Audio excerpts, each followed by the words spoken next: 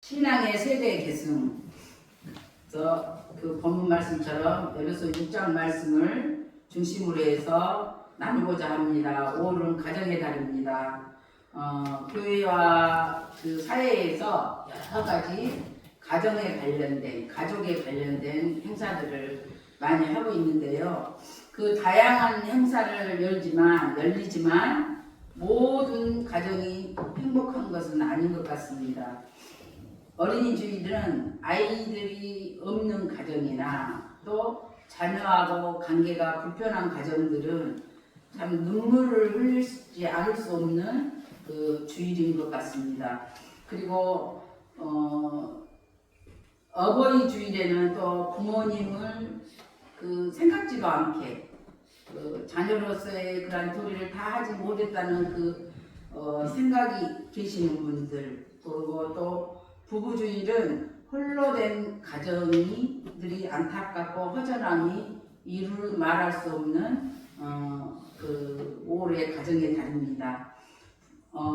남편이나 아내를 먼저 보내고 살아생전에 생전 의지하고 서로를 의지하고 아무것도 모른 채 살았는데 준비도 안 된 상태에서 사별하는 그러한 떠나보내는 그런 마음, 그리고 또 부부 문제에 어려움이 있어서 누구한테 말은 못하지만 몸에 이렇게 누적되어 있는 그런 아픔들이 있는 그리고 떠올리게 하는 주일이기도 합니다. 그러나 우리는 기억해야 합니다. 가정의 행복을 절대 포기하면 안 됩니다. 마귀에게 내어 주어서는 안 된다는 것입니다. 그리고 예수님은 우리의 가정을 완전히 회복되시기를 원하십니다. 그래서 하나님께 주시는 분명한 말씀을 통해서 우리의 가정을 돌아보고 신앙의 세대의 계승이라는 큰 사명을 다시 붙드는 귀한 시간이 되셨으면 좋겠습니다. 신앙의 명문 가문을 이루는 일은 오늘날 우리에게 주어진 간절하고 시급한 기도 제목입니다. 가장 중요한 것은 뼈대를 세우는 일이기 때문에 그렇습니다. 이 뼈대가 제대로 갖춰야만 믿음의 가정, 그리고 믿음의 명문 가문으로 자라갈 수 있기 때문입니다. 우리 몸에서 우리의 양 다리를 지탱하는 게 무엇일까요? 다 서로 필요한 것입니다. 있어야 되는 것입니다. 그리고 가장 중요한 것은 이 뼈로 올라오는 이 척추를 올라오는 이 등뼈들, 그리고 전신마비가 되신 분들 얘기를 들어보면 이 목에 있는 신경이 죽어서 이게 하반신을 못 쓰고 허리 척추가를 사용을 못하는 것을 볼 수가 있습니다. 그래서 이 뼈대가 얼마나 중요한지 우리가 다시 한번 이 어린이 주일을 통해서 믿음의 세대 계승이라는 그냥 제목의 말씀처럼 우리가 그냥 이 시간 붙잡았으면 좋겠습니다. 자, 그리고 부모에게 주어진 가장 중요한 책임은 무엇일까요? 양육입니다. 하나님은 우리에게 자녀를 주실 때에 소유하라고 주신 것이 아닙니다. 양육권만 허락하셨어요. 사실은 우리가 그 자녀뿐만 아니라 경제적인 거라든지 우리가 취하고 있는 모든 것들 있잖아요. 내가 살아가는 데에 필요한 것들을 막 그렇게 채우려고 하잖아요. 그 모든 것들이 우리의 소유가 아니라는 거죠. 이 시간 잠시 이 세상에서 사는 동안 저희들에게 허락한 것입니다. 그래서 욕심을 부리면 그 물질이 그래서 내 손을 떠나갈 때가 많이 있다. 이런 마음이 있어야 되겠습니다. 오늘 본문을 보니까 아비들아 너희 자녀를 노엽게 하지 말고, 여기서는 아비들이라고 했잖아요. 말씀에 하나님이 아비들을 한 이유가 있습니다. 아버지가 가정의 영적 리더십을 갖고 있어야 됩니다. 그리고 영적 리더십이 아버지를 통해서 흘러내리는 것이 중요합니다. 그런데 이렇게 신방을 하다 보면 하나님께서 무슨 마음을 주실 때가 있냐면은, 저는 생각지도 못했는데 하나님 이 가정은 이 어머니가 영적 가장입니다. 이렇게 딱 기도가 나올 때가 있어요. 영적인 그 줄기를 확고하게 알려주는 거예요. 그것은 무엇일까요? 그 어머니가 아버지를 그 어떤 육신적으로 의존하고 있을지 몰라요. 생활적으로. 근데 하나님께서는 영적으로 네가 이 가정을 이끌고 가야 된다라는 그런 확신에 나는 기도라고 믿고 이제 그쪽으로 이렇게 이렇게 대화를 나누는 적이 있습니다. 그래서 바울은 먼저 그 하지 말아야 할 일부터 이야기합니다. 자녀들을 노엽게 하지 마라. 근데 아비들아 자녀들을 노엽게 하지 마라. 그러면 뭐예요? 분쟁이나 싸움이나 또 뭐예요?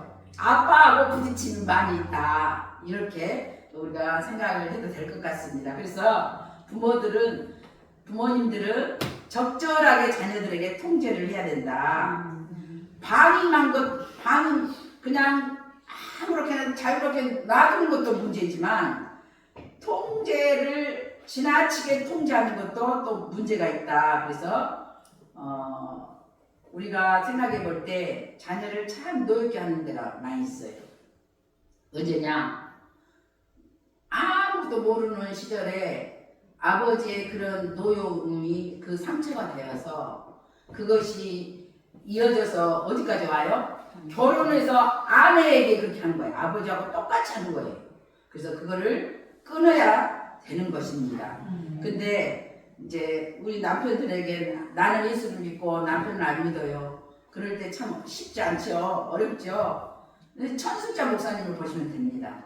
믿는 남편이셔도 안 믿는 형제간들에게 하시는 모습을 보시면 될 것 같습니다. 저는 통화하면서 여러 가지를 딱 집어서 말씀을 해드릴 수는 없지만 그 통화하면서 배우고 하나하나 실천을 하게 됐습니다. 물론 전부가 다 뭐 목사님하고 통화하면서 이루어진 것은 아니지만 한 가지를 딱 이렇게 던지시면 그것에 대해서 또 다른 어떤 채널을 통해서 또 듣게 되고 알게 되면서 제가 나름대로 이렇게 정착을 하는 것 같습니다.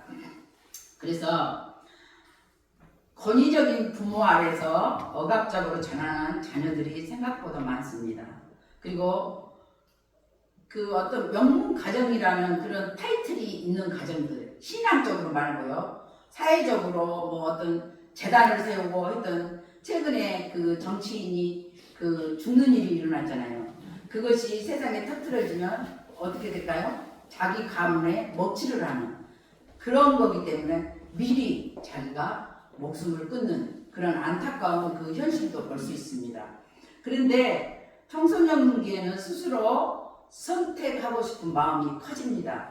이럴 때 우리가 조심해야 되는 게 일방적으로 조종하려고 그러든지 아빠의 말 한마디가 굉장히 파장이 크다는 것입니다. 어떤 집사님이 어느 날 교회 오더니 남자 집사님이 우리 그 아들의 이름을 얘기했어요. 그때는 아들이 이제 키가 자기보다 훨 큰 거예요.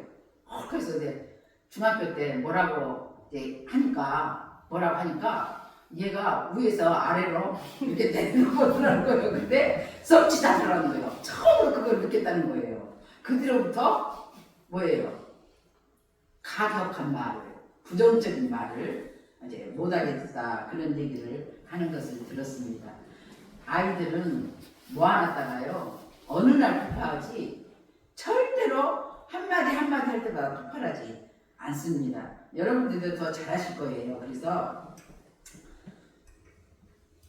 설득이 안 된 상태에서 이해가 안 된 상태에서 뭔가가 서로 결론이 이렇게 아이가 들었을 때에 특별히 기질적으로 처음에 많이 얘기해야만 알아듣는 아이가 있고 어떤 아이는 결론부터 얘기를 해야 돼요. 그래야 이 아이가 답답해하질 않아. 그러면 이런 아이들은 뭐라고 하냐? 아버지가 잔소리를 한다 이렇게 얘기를 해요. 그래서 성향도 성격도 잘 파악을 해야 된다. 지금은 이제 목사님이 3대째 됐는데 첫째 이제 할아버지죠. 할아버지 때, 그러니까 할아버지 아들이었죠. 중학교 3학년 때 이제 그러니까 이 할아버지가 그때 당시 좀 공부를 잘하는 것 같아요. 그래서 이제 일본에 가서 성악을 하려고 그 쌈짓돈을 가지고 부산에 배를 타고 갔는데 그걸 소매치기를 당했어. 못 가잖아요. 그러니까 고향은 돌아갈 수도 없고 창피해서. 그래서 부산에서 일을 하다가 크게 사업을 했대요.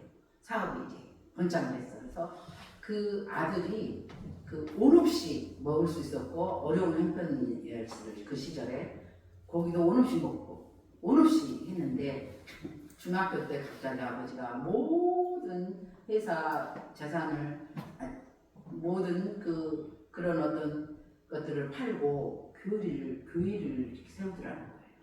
근데 그때 당시에는 쉽지 않잖아요. 우리나라가 형편이 어려웠죠. 근데 그때부터 이 아이에게 무엇이 생겼냐? 반항심이 생긴 거예요. 학교에 가서도 이렇게 도시락이 부끄럽고 그 다음에 등록금을 제때 못해서 선생님한테 불려가고 이래서 어느 날 이 아이가 그렇게 얘기합니다. 나 오늘부터 교회 안 갈 거라. 그렇게 얘기를 합니다. 이제 가슴이 무너졌겠죠. 목사님 이제 자녀인데. 그리고 또 그 뒤로부터 계속 내면에서 전쟁을 합니다. 하나님은 안 계셔. 하나님이 계시면 이렇게 할 수가 없다고.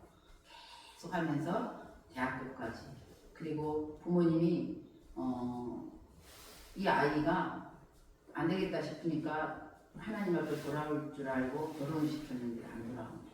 근데 그 부인이 이제 옛날에는 무섭잖아요. 새벽에 교회를 나가려면. 그러니까 새색 씨가 교회를 가야 되는데 새벽에 바래다 주라고 차가 없는 시절이니까 할 수 없이 바래다 주고 바래다 주는데 어느 날 겨울이 됐어요. 그게 추우니까 교회 안에 있어야 되잖아요. 애가 끝날 때 사일째 됩니다. 목사님의 설교가 이게 마음이 와닿지 않았는데 그날따라 목사님의 설교가 들리는 거예요. 그리고 그날 이후부터 한 달 동안을 계속 눈물을 흘리면서 회개를 하고 자기 부인한테 얘기하는 거죠. 모든 사람이 하나님이 안 계신다고 해도 나는 하나님이 살아계신다. 그리고는 부모님에 가서 용서를 구했다. 그런데요, 더 멋진 그런 광경은 어머님이 8년 동안 교회 안에서 주무시면서 아들을 위해서 기도를 했는데 그 엄마가 앉아있는 거기 이게 나무죠, 나무. 그때 당시에. 근데 거기 얼마나 눈물을 흘리는데 거기가 곰팡이였어서 썩어졌더라고요. 그 자리. 그 정도로 한 자녀를 위해서 8년 동안 기도해서 응답을 받았다는 것입니다. 우리에게 명령합니다. 오직 주의 교훈과 훈계가 양육하라.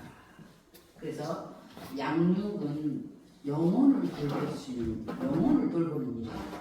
우리에게 세상적으로 이 아이에게 어떤 지적 수준이나 사회적으로 어떤 이렇게 가야 되는 그 나이의 시기에 가야 되는 것도 있지만 여기에서 말하는 양육은 우리의 그 자녀의 영혼을 돌보는 일입니다. 근데 자녀의 양육을 반대로 또 돌봐야 하는데 이제는 어느 정도 이렇게 청소년기를 지나서 결혼한 자녀가 아버지의 신앙을 상태를 돌보는 그러한 역반응이 기능이 있더라는 거예요. 그것은 순기능의 가정이 아닙니다. 역기능의 가정입니다. 반드시 우리가 귀담아 들어야 됩니다. 그래서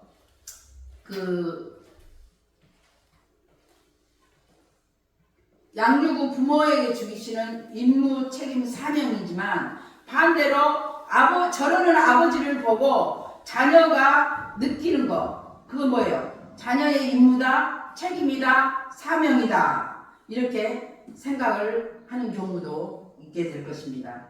이 양육에는 두 가지가 있습니다. 뭐예요? 주의 교훈. 마땅히 행할 길을 가르치는 것입니다. 마땅히 행할 길을 아이에게 가르치라. 그래야면 늙어도 그것을 떠나지 아니하리라. 신명기 6장에서는 집에 앉았을 때이든지 길을 갈 때이든지 누웠을 때이든지 일어날 때이든지 말씀을 강론할 것이며 이 말은 말씀이 몸에 배이게 하라 그렇게 얘기를 하는 거죠. 어떤 권사님이 반도체 관련 사업을 하는데 하나님이 축복해 주셔서 아주 잘 되고 있어요. 근데 더 잘 되는 이유가 아들을 영어를 가르치는 거예요. 영어를 가르치니까 이 권사님 항상 얘기할 때 뭐라고 하냐면 일령이 여보시네 영어 잘하느냐 영어만 잘해도 보고 산다 이렇게 얘기해요. 그러니까 말씀만 제대로 아이들이 잘할 때에 가르쳐주고 있게 하고 하면 그 아이가 그 말씀을 기본으로 해서 나름대로 세상 지식을 이렇게 싹 올린다는 것입니다. 요즘 유튜브를 보면 참 좋은 그 댓글이 수십만 개가 달리는 댓글들이 있어요. 그게 무슨 댓글인지 아십니까? 자녀들과 부모가 함께 피아노를 치며 기타를 치면서 찬양하는 가족을 이렇게 보는데 제 마음도 녹아내려요. 그러면서 그 댓글이 있어요. 우리 남편이 안 믿어요. 우리 자녀들이 아직 교회에 대한 예수님의 영접 아직 못했어요. 성령님의 체험하지 못했어요. 여러 가지 그러한 슬픈 현실도 나옵니다. 근데 그 들으니까 너무 좋다. 자기가 행복했다는 본인이 일단. 그래서 아주 우리의 삶의 방식이 뭐냐면은 말씀 교육이 돼야 된다. 그래서 요즘은 규율이 사라졌어요. 왜냐면은 선생님이 아이를 조금 좀 이렇게 하면 또 부모님들이 들고 일어나고 아이가 또 선생님을 하면 또 사회적으로 이렇게 문제가 되는 그런 시대를 살고 있습니다. 그런데 말씀으로 이 아이를 양육을 하면 첫째는 선악을 분별할 줄 압니다. 그러니까 나쁜 것과 악한 것에 대해서 분별할 뿐만 아니라 그 행동을 자신이 자제하고 절제를 한다는 것입니다. 그리고 옳고 그름을 알게 됩니다. 그래서 이것을 또 알게 하는 것이 부모의 역할이고 가정에서부터 시작된다. 이렇게 본문은 말씀하고 있습니다. 그래서 두 번째는 또 훈계입니다. 그 자녀는 그래도 미숙한 존재잖아요. 그래서 그럴 때 바르게 훈계해야 하는데 훈계는 단순한 징계가 아니라 삶의 방향을 다시 잡아주는 사랑의 교정이 되어야 된다는 것입니다. 매를 아끼는 자는 그 자식을 묘함이라 잠언에서 말씀하고 있는데요. 나이와 상황, 감정을 조절하면서 이해하고 설명을 동반하는 그러한 교제가 대화가 가정에서 시작되어야 한다. 그래서 훈계의 핵심은 무엇이 잘못되었는지 왜 그래야 하는지를 명확히 알려주고 가르치는 것입니다. 이것은 행동을 단속하는 것이 아니라 마음과 태도를 바로 닫는 것이 훈계의 본질이다. 그래서 아버지의 훈계는 매우 중요합니다. 이제 성질이 급한 분들이 이제 제가 그제 어디 강공소를 봤어요. 서류를 이렇게 제출을 했는데 그분이 갑자기 쭉 이렇게 보더니 이거요? 기각됩니다. 기각돼. 이렇게 하면 안 돼요. 이러는 거예요. 그래서 그 내용을 좀 이렇게 보시고 서류를 보면서 차근차근 이 부분은 이래서 이렇습니다. 이렇게 해야 되잖아요. 그러니까 그런 분들은 그래서 제가 그랬어요. 일단은 그러면 접수를 해주세요. 그래서 그리고 나중에 그분이 어디로 가고 다른 여자분이 계셔서 다시 주세요. 다시 해갖고 올게요. 그리고 이제 왔는데 더 알아봐야 되겠다는 생각을 했는데 아버지들이 그렇다는 거예요. 아이가 왜 늦게 왔는지, 아이가 왜 이러는지, 그리고 이게 또 회사에서도 마찬가지예요. 부하 직원한테 할 때나 어떤 상사한테 할 때 한 템포요. 이게 딱 그 한 박자나 한 템포를 딱 늦추고 이게 생각을 하면서 하면 그 실수가 없어요. 실수가 없어. 그리고 상대방도 상처를 안 받아. 무슨 말씀 이해가죠? 저도 우리 아이가 이제 그 아들 아이라고 반항을 좀 할 때가 있어요. 우리 부모가 좀 실수를 했어요. 이 아이한테. 그렇기 때문에 그 비스무리한 얘기를 하잖아요. 그러면 걔가 그 얘기가 떠오르니까 막 두두두두두두두두 막 내가 막 여기까지 올라와요. 여기까지. 그런데 그냥 나가 뭐할 일 있어 이런 거 이제 막 옛날에는 막 열을 받아갖고 했습니다. 그런데 우리가 중요한 게 내 성질을 죽이는 것도 내가 성질을 내는 것도 마귀가 하는 짓입니다. 가정에 뭔가를 아들에게 상처 주는 말을 내뱉게 하는 거예요. 그러면 내 상태가 좋아져요, 안 좋아져요? 안 좋잖아요. 힘들어져. 네, 이런 것들을 차츰차츰 줄여져 나가는 거.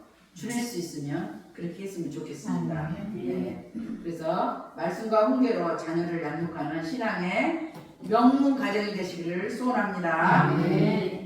자, 가장 가까운 전도 대상은 내 자녀입니다. 그래서 부모가 자녀에게 줄 수 있는 가장 위대한 유산은 돈도 성공도 아닙니다. 여러분 돈 많이 주지 마십시오. 그 성공의 지름길이라는 게 어떤 세상적으로 잘 나가는 사람들 보면요, 보통 그 대기업에 다니는 자녀들을 두는 분들이 마음에 소원한 마음이 있어요. 왜? 며느리는 다른 가정에 갔잖아요. 그런데 옛날 같지 않다 이런 얘기를 많이 해요. 아들이 변한 게 아니에요. 며느리가 나쁜 게 아니에요. 시대가 그렇게 만들었다는 거죠.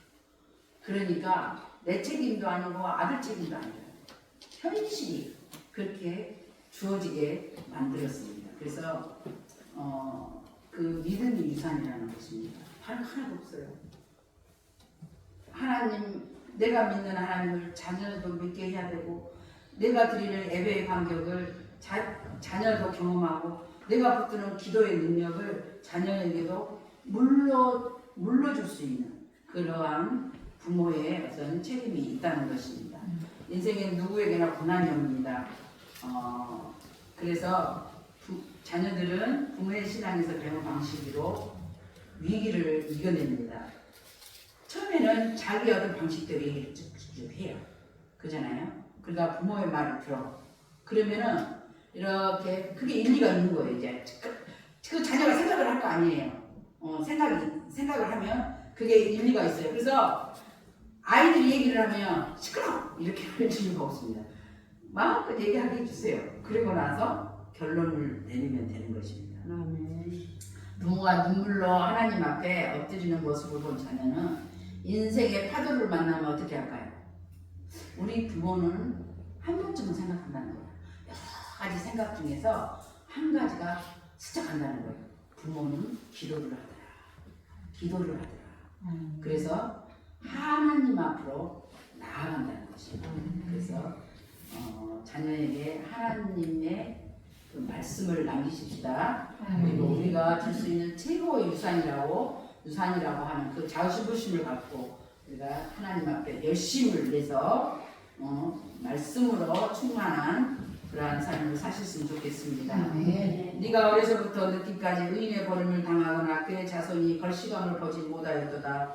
그는 정일토록 은혜를 베푸고 꾸어주니 그의 자손이 복을 받는도다. 자녀들은 부모가 어떻게 살았는지 압니다. 말을 안 할 뿐이에요. 그리고 엄마하고 아빠의 잣대를 잽니다. 그리고 아빠의 이런 모습이 싫어. 아빠의 이런 말이 틀렸어. 아빠의 이런 큰 소리 치는 이 부분이 정말 듣기 싫어. 근데 절대로 말하지 않습니다. 왜요? 우리 아버지가 아직 변하지 않아요. 우리 아버지가 이 말을 하면 어떤 행동을 그 이후에 할 것이라는 것을 그 애프터를 아는 거예요. 절대 말하지 않습니다. 여러분, 내가 가슴에 손을 얹지 않아도 우리가 알 수 있는 부분입니다. 그래서 부모가 무엇을 중요하게 여겼는지, 왜 그렇게 살았는지, 삶의 기준이 무엇인지 자녀들은 보고 배운다는 것입니다. 그런데 내가 최선을 다해도 우리 뜻대로 잘하지 않을 수도 있습니다.